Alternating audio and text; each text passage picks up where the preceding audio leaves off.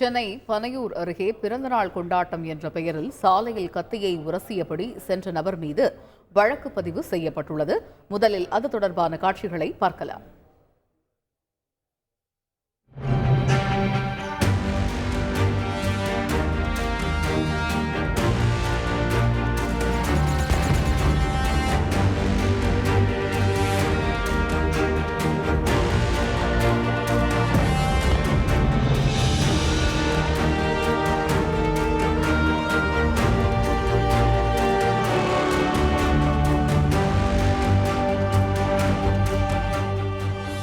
இது குறித்த கூடுதல் தகவல்களை செய்தியாளர் சோலமன் வழங்க கேட்போம். சோலமன், வணக்கம். இப்படி பொதுமக்களுக்கு இடையூறு ஏற்படுத்தும் வகையில் செயல்பட்ட அந்த நபர் மீது எந்தெந்த பிரிவுகளில் வழக்கு பதிவு செய்யப்பட்டுள்ளது? விவரிங்க.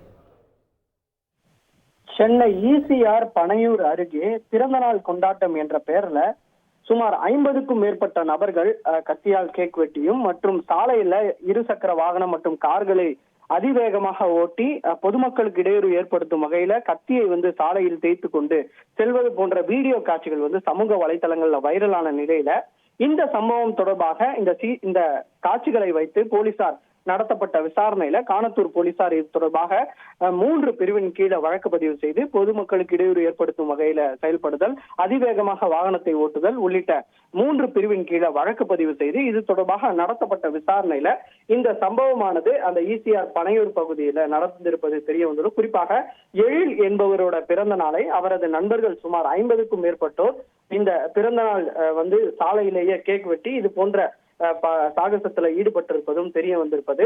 உடனடியாக இந்த சம்பவம் தொடர்பாக மொத்தம் 30க்கும் மேற்பட்ட நபர்கள் மீது வழக்கு பதிவு செய்து போலீசார் விசாரணை மேற்கொண்டார். மேலும் இவர் மீது போதை மாத்திரை மற்றும் கஞ்சா ஆகியவற்றை மொத்த விற்பனையில் ஈடுபடுவதாகவும் போலீசாருக்கு ஒரு தகவல் ஒன்று கிடைக்கப்பட்ட நிலையில இது தொடர்பாகவும் தற்போது தீவிரமாக தேடி வருகின்றனர்.